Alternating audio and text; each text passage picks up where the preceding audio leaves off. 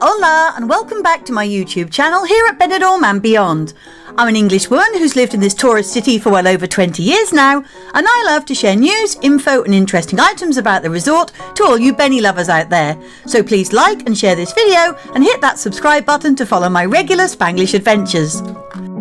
Today's vlog comes in the form of a latest news update concentrating on the great work that the police forces in and around Benidorm do to keep our region of the Comunidad de Valencia safe from criminal elements.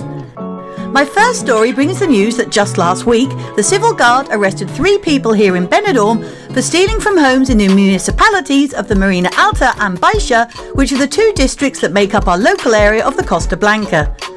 The Court of Guard and Instruction have ordered the imprisonment of 2 of the thieves, while the 3rd was released with the imposition of precautionary measures.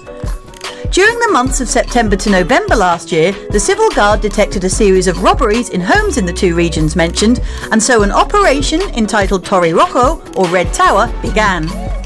Investigators examined the way the criminals operated, which involved watching local houses to ensure that the residents were out, and then climbing or cutting the perimeter fences to access the interior of the homes using false keys. In many cases, they then stole the keys to the properties, only to return days later and commit new robberies in the same homes.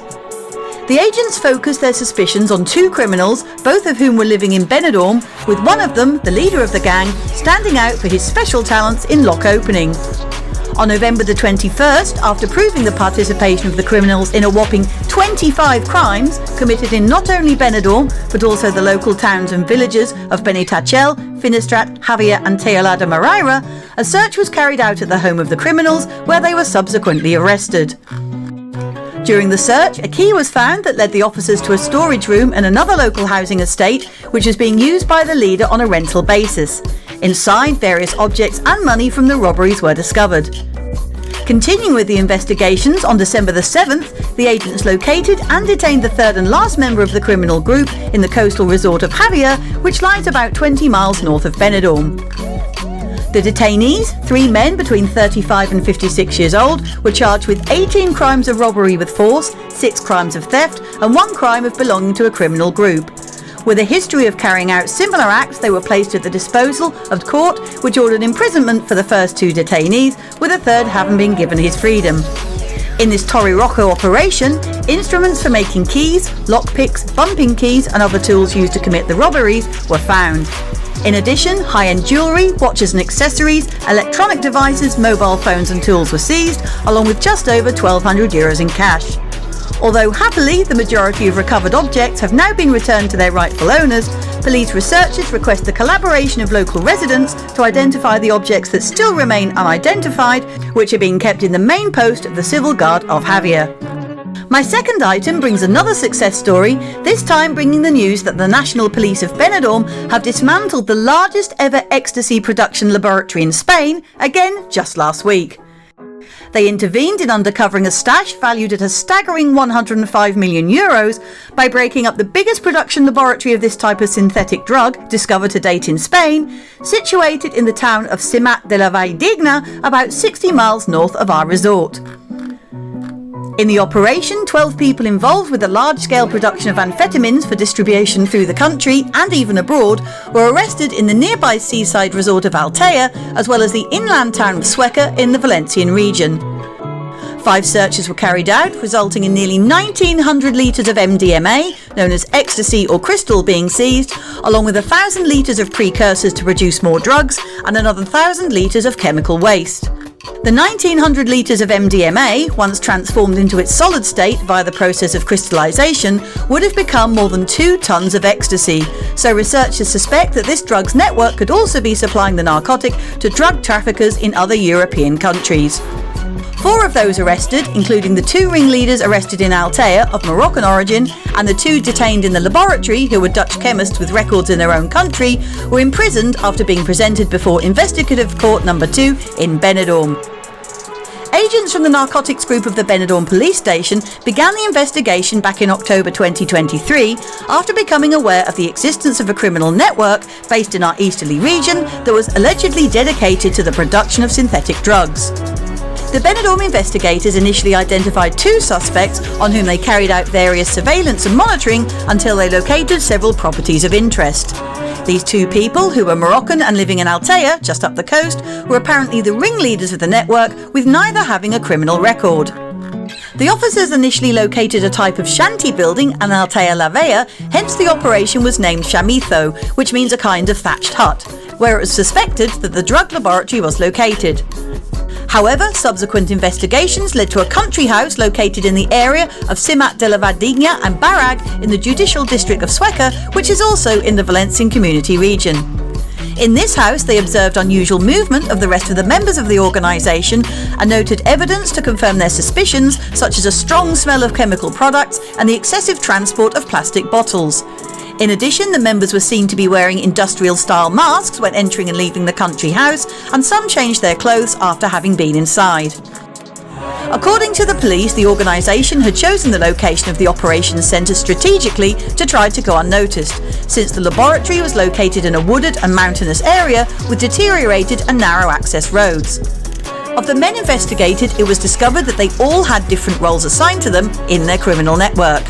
One was tasked to carry out the transfer of the rest of the members to the laboratory, whilst another was the one who transported the drug from the laboratory to the storage places, or so-called daycare centres, where they held the ecstasy until its distribution to its final buyer.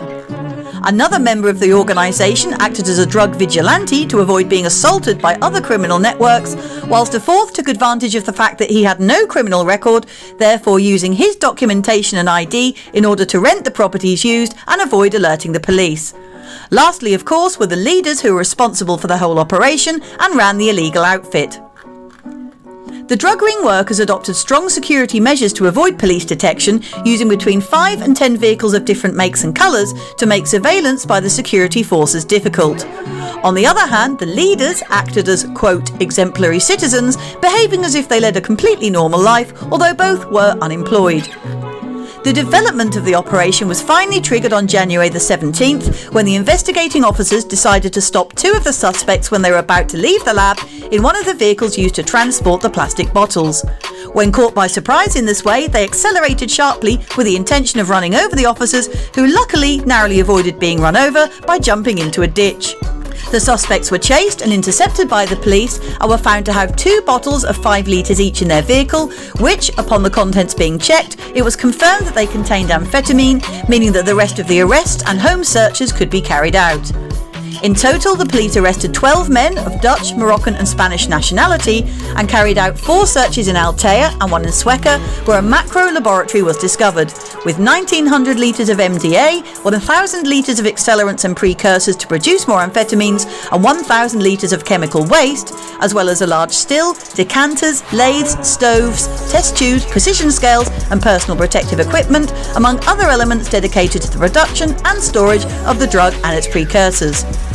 Given the magnitude of the material seized and the complexity of the machinery found in the searches, Benidorm Police were assisted by agents from the synthetic section of the Central Narcotics Brigade of the General Commissariat of the Judicial Police, along with, due to the dangerous nature of the substances, the collaboration of the TEDx NRBQ group of the Provincial Information Brigade of the Higher Headquarters of Valencia and the Inspection and Sampling Group of the General Scientific Police Station. Wow, what a mouthful!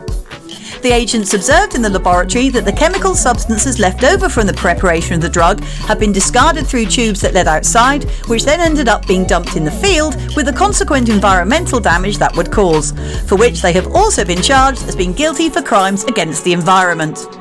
This story concludes today's news bulletin update, and I hope that you've enjoyed listening to it along with me and agreed that the various networks of police officers in this region are certainly doing a great job. If you have enjoyed this vlog, then please make sure you subscribe to the channel so you don't miss out on any of my other regular videos, which include detailed and info-packed street and beachfront walks, reviews on Benidorm's most popular hotels with a fly-on-the-wall look inside and out, reviews on cafes, bars and new business, as well as lots more bulletins, news and information. I'll see you out and about next time, and thanks so much for watching as always. Bye for now, adios, and catch you all again soon. Cheers!